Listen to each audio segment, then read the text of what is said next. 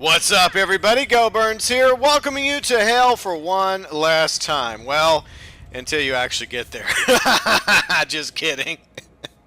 If there's actually such a place. Anyways, we're going to be doing the review for the Saints Row Get Out of Hell DLC that I've been playing over the past week or so. If you want to go back and watch all 8 episodes of my Let's Play series, you may do so. It was a lot of fun. Now, you can purchase the Saints Row standalone DLC for $20 by itself via Xbox Live and PlayStation Network, or you can buy the $50 Re-Elected Edition, which includes Saints Row 4, Enter the Dominatrix, Saints Save Christmas, and Get Out of Hell on both the PlayStation 4 and Xbox One. Now, what's the premise of Saints Row Get Out of Hell? Well, Satan has kidnapped the boss in order to marry off to his daughter, Jezebel, and Gat and Kinsey head off to hell in order to rescue the boss. The pros, and that's how we do my review series. We talk about the pros, we talk about the cons, then I let you know my thoughts about the DLC, whether or not you should buy it, whether or not you should play it. I'll let you know in a moment. But first off, the pros. You get to play as Gat and Kinsey. You can either play in a single mode or co-op with a friend. I didn't get a chance to do that, but I'm sure it's a lot of fun. You get several arcane powers to choose from, like flight, speed, stomp, etc., all of which are upgradable. You get new weapons based on, of course, the plagues and the sins. Yes, those are upgradable as well. You can collect clusters, and that is a lot of fun and kind of addicting. Very similar to how you could in Saints Row 4. And you use the clusters to obviously upgrade your power. So you can have additions to your flight skills, your speed skills, your stomp skills, all that good stuff. And of course you collect money off the bodies of dead demons in order to, upgrade your weapons. Plus you collect money from doing all the little mini missions and whatnot as well. You also can upgrade your abilities with money. So as you rank up, you unlock new abilities along with your powers and your weapons. And you really can make Gat and Kinsey total badasses in hell. And the really cool thing, another pro that I'd like to mention, is Gat and Kinsey share everything. So you upgrade a weapon, you upgrade a superpower, you upgrade an ability, it works for both the characters. So you don't have to go upgrading Gat and then upgrading Kinsey again. So that's one thing I really, really like. Okay, it has a really decent storyline, it has some very funny moments, a nice size open world to fly around in, not too large, not too small, just right. And of course, you can progress by filling up the Satan's Wrath meter. It's not technically via missions per se, but the more damage you do, the more hell raising you do in hell to get Satan's attention, the more mini missions like games and whatnot and allies you rally to your quest in order to rescue the boss from Satan. That gets you one step closer to the final confrontation with the Big D. And there's plenty of demons to slay, not just the devil, which, by the way, he is a total badass in the game. You can slay insiders, imps, archdukes, and more. But we got to get to the cons now. So those are all the pros regarding Saints Row Get Out of Hell. Here's the cons, okay? My opinion, the DLC, obviously it's a DLC, so let me restate that. It's just too short. And I really, really wish this would have been a full-fledged game, because I could just see the potential for them to flesh this out and make it even more hellacious than it was. But I beat it in, well, just over 3 hours. And I think the 6+ hours that they say is for you to get 100%. So in about 6+ hours of gameplay, I think you'll finally reach 100% and Get Out of Hell.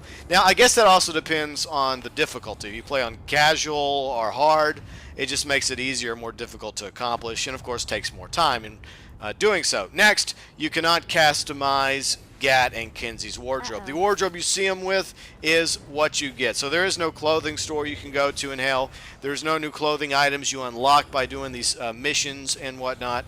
What you see is what you get, and I really wish that Volition would have added a few customizational options when it came to Gat and Kinsey's clothing. Alright, so there's too many endings to choose from, okay? It's good to have some options. I realize that in Saints Row, you always had a choice. Like, what are you going to do here? What are you going to do there? Like, specifically in Saints Row 3, you're not going to spoil anything, but you make a choice that either costs the lives of some of your fellow Saints and allows some people to get away, or vice versa.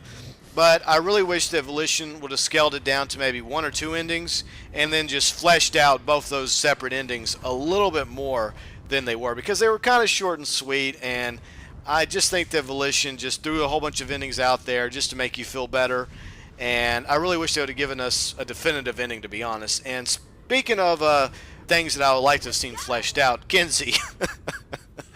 Okay, she has some speaking parts, and she will interact with some of the characters, like the twins, and Vlad, Shakespeare, etc. But at the same time, it just feels like she's along for the ride and as a potential co-op character, even though I mostly played as Kinsey throughout the Let's Play series, because, hey, it's Kinsey.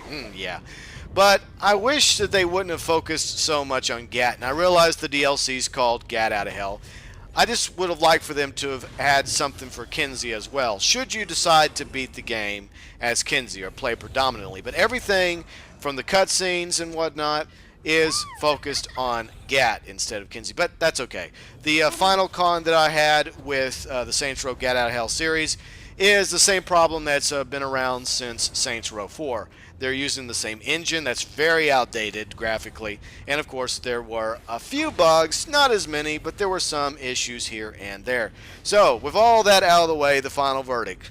If you love the Saints Row series, and if you already played Saints Row 4 on the Xbox 360 and the PlayStation 3, and you really want to get back into Saints Row one more time, you got nothing else to play right now, I would recommend getting Saints Row Gat Out of Hell if you got $20 to burn. However, I would say this.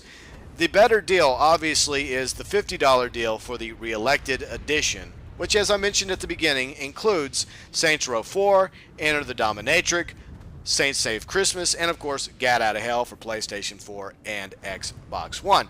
But if you're not really into the Saints Row series, or if you were into Saints Row 1 and 2 and didn't care for Saints Row the 3rd or 4, I would just say pass. Just don't worry about Gat Out of Hell. You know, go play something else like H1Z1 or Grand Theft Auto Heist when it finally comes out, whenever.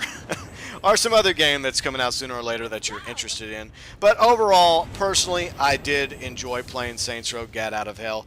It was a lot of fun. It was great to get back into the Saints Row universe. And I'm pretty sure Volition is planning on retconning it and going backwards and starting over.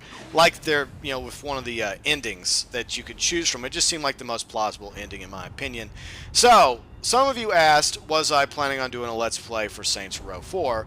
The Reelected Edition. Sadly, I will not be doing that because obviously I already played Saints Row 4 a while back when it came out on the Xbox 360. With that being said, I would like to know your opinions below in the comments section. If you had a chance to play Saints Row Gat Out of Hell, let me know. Let us all know. What do you think of the Saints Row Gat Out of Hell DLC? Did you love it? Did you hate it? Did you not care for it one way or the other? And of course, let everyone know, do you think that it's actually worth the $20 price tag in order to download and play off the PlayStation 4 and Xbox One? Or would you recommend the Reelected Edition of Saints Row 4?